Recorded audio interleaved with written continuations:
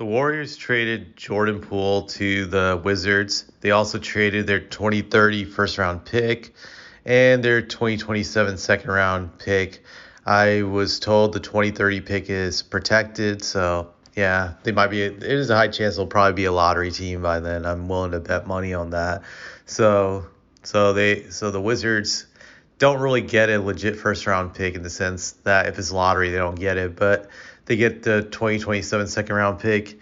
So what do I think about this? That the Wizards and the Warriors swapped Chris Paul for Jordan Poole basically.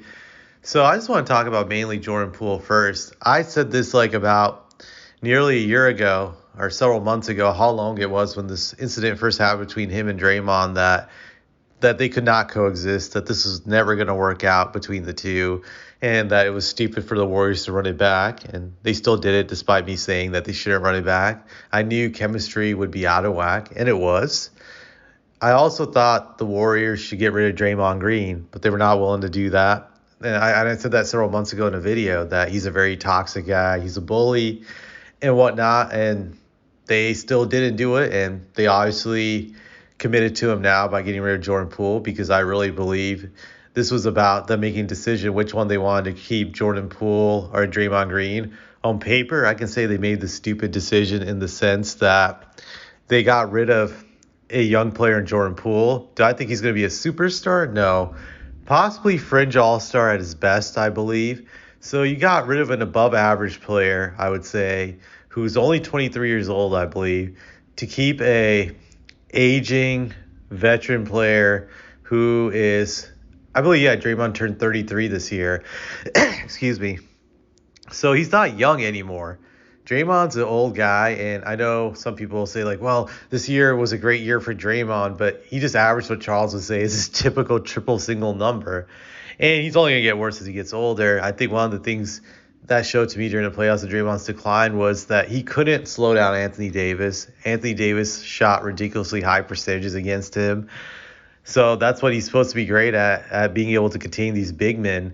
So I think he's a liability now. At his best, in his prime, he was an elite role player. I never believed he was an all-star. So you basically valued a role player, an old role player, over a young guy who had potential to be a fringe all-star, so above average player.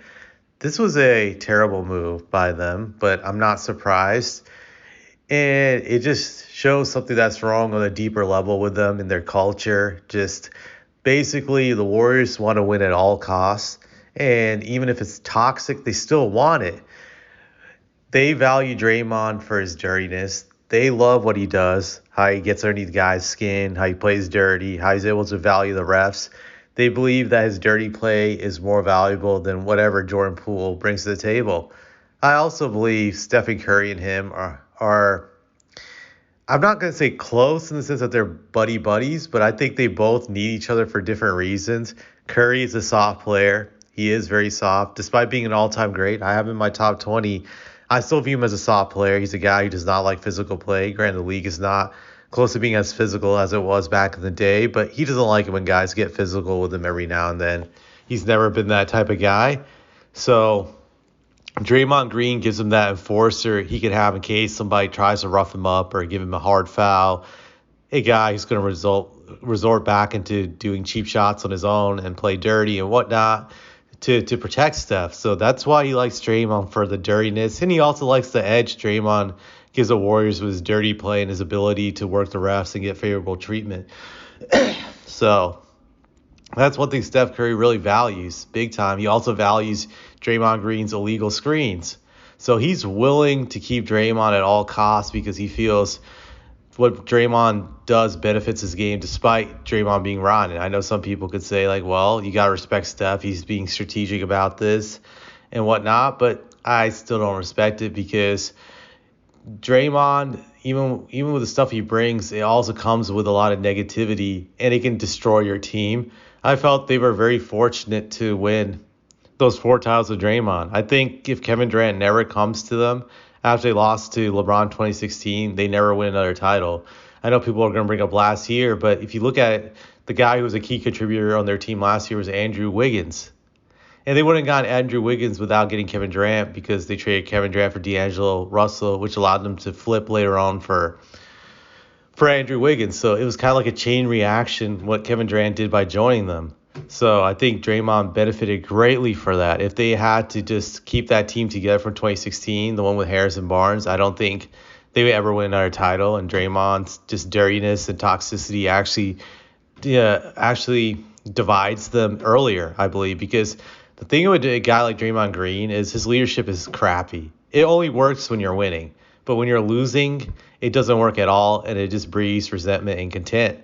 So I don't think Curry views it like this. He's just looking at it from a survival perspective in the sense that he feels Draymond helps him, protects him, and he loves his dirtiness. He enjoys it. So that's why he was willing to side with Draymond over Jordan Poole. I also believe Curry's not a real leader, hence why he needs Draymond to be this vocal leader, a guy that gets up in people's faces because he doesn't want to do it, which shows, again, to me, he's soft mentally. Because if you look at it, most teams' best player is their leader. With the Spurs, Tim Duncan was the leader. With the Rockets, it was Hakeem Olajuwon. With the Bulls, it was Michael Jordan. With the Lakers, it was first Shaq, then it was Kobe. So that always tends to be the case. Some of those guys I mentioned, they weren't comfortable with doing it first, but they eventually embraced it and just took it over because they knew they had to do it to win. I don't think Curry ever wanted to be a leader or embraced it or was strong enough to do it because he doesn't want to hold guys accountable, and hence Draymond does his job for him. That's one of the reasons why he wanted to keep Draymond. I also think Curry is a shit leader. Just that one incident I remember hearing about in December, I think it was, or January, before the All-Star break, in which Draymond got up into Jordan Poole's face and started yelling, and Steph Curry clapped and applauded him without realizing that there's no way these guys could mend fences. Only reason Jordan Poole took that because he was just like, there's nothing I can do about this guy. This guy is a bully, but he has everybody's support. So again, I just think a real leader wouldn't have even allowed that. He would just say, hey, Dre, just leave this kid alone. Or he would have even stopped Draymond from punching him when it was about to happen. I don't know what Jordan Poole was saying.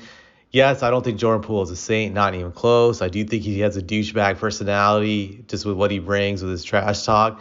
But at the end of the day, like, you can't just hit someone because you don't like what they say. Plus, Draymond created a culture where this was normal, where guys getting up in each other's faces, talking trash and talking garbage is normal. And the reason why this culture is normalized because Curry was not a leader. He couldn't lead, so this is part of the deal. He accepted that. You never saw that type of stuff on the Spurs with Tim Duncan being in charge. So again, I feel this is a shot at Curry's leadership skills, that they're garbage. So Curry has an invested interest in protecting Draymond and keeping him there. He covers up all his weaknesses and just makes it more comfortable for him to play out there.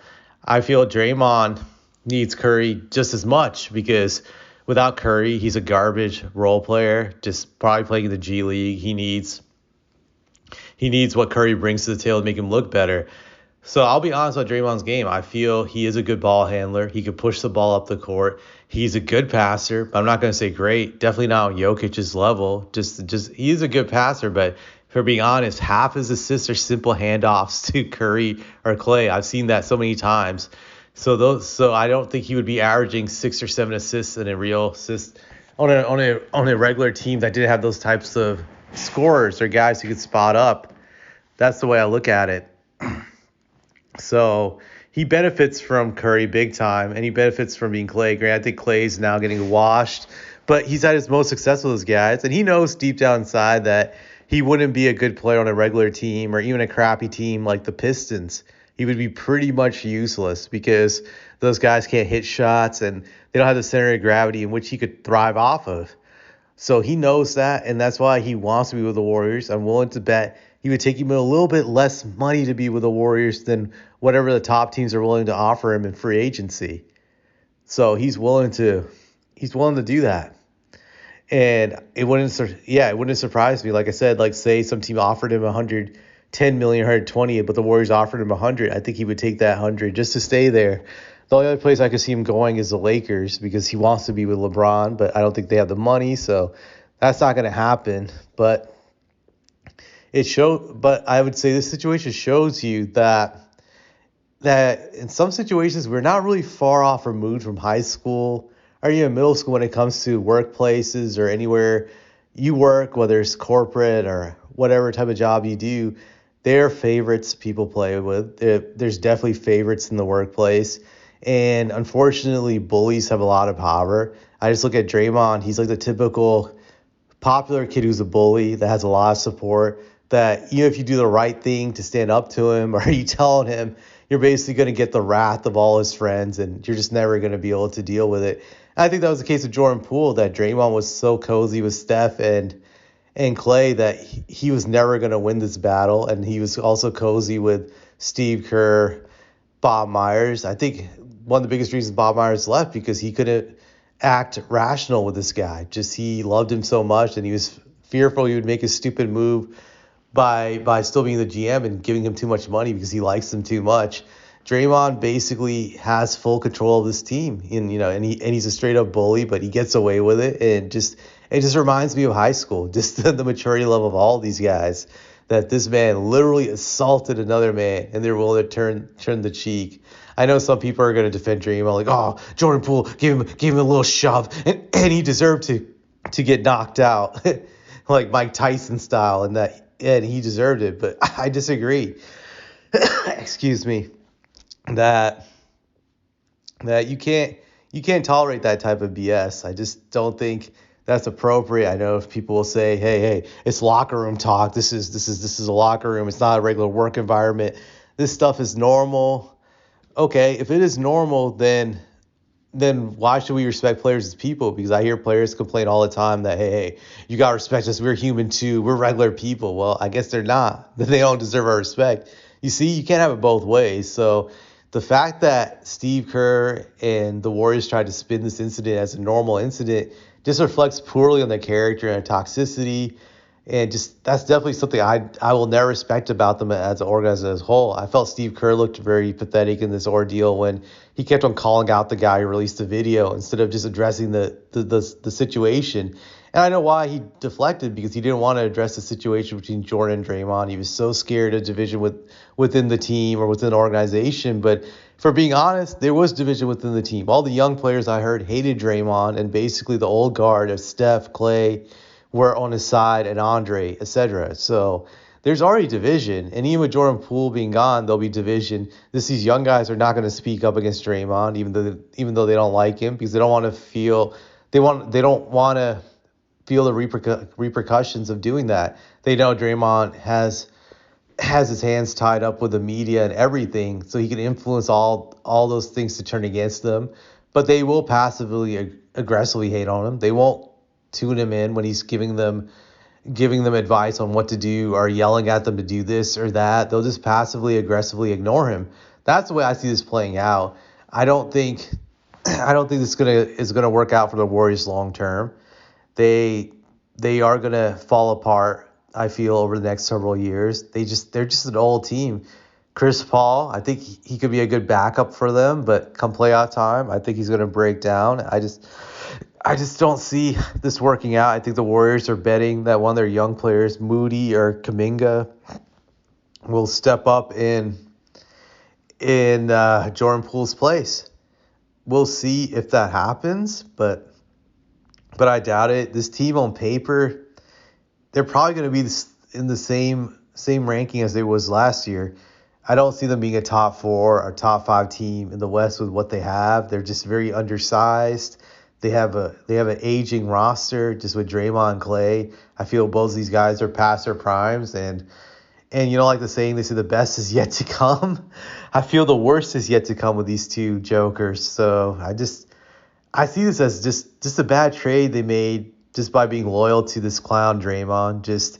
And to me, it's an example of how winning at all costs doesn't result in you winning long term. It could actually hurt you. These guys threw out any professionalism or morality when it came to Draymond because they were willing to sell their soul to win with this guy, even though I think they know that the stuff he does is wrong, but they're just willing to turn a blind eye to it. So I think that will eventually haunt them. I don't think they're going to get any more luck out of this guy. And I do think long term they'll regret this move because I think Draymond is going to get saltier and saltier in years to come. So that's the way I look at it. As for Jordan Poole, I would say he should have stood up to Draymond way earlier last year. He should have tried to force a trade or sit out the season and just get traded to wherever he was going to go. Just earlier, he would have been better off. He basically wasted a year of his career. This is a lesson I feel to anybody who's young, old, regardless of age, that you can't tolerate a bully. You've got to get out of a situation with a bully if you're going to see this person every day. That could be in your family. That could be at work. That could be, I don't know, at your place of worship or whatever get-togethers you do. If you're seeing this person consistently and they're just bullying you, you can't tolerate it. It's going to do damage to your mental health. It's going to get you to not believe in yourself. It's going to lower your self-esteem. And I think that happened with Jordan Poole this year, especially during the playoffs. Like, he wasn't the same confident person he was from a year ago, and you knew it had to do with Draymond. You knew it had to do with him knowing that this organization didn't respect him as a person. They didn't have his back when he got knocked out. They were defending the guy who assaulted him. But it just goes to show you, unfortunately, in life, people will not respect you unless you fight back against a bully. You could be a good guy. You could be an innocent victim in a lot of cases, but they're just not going to take your side unless you fight back. And then you put the pressure on them to make a decision. I think if he had stood up and fought back against Draymond, maybe he gets his ass whooped, but if he kept on fighting him every single day, I know this sounds immature, but I think that was the only choice he had, that it would have put pressure on the Warriors to do something about it. Just they would have eventually had to remove him from that situation or remove Draymond immediately. But because he was passively aggressive, he had to endure this for the whole entire year, and he embarrassed himself, especially during the playoffs. So that's what I'd say. I know this is a long rant, so if you have sat through it, cool. If not, I get why. So yeah, this is my 2 cents about the whole entire situation.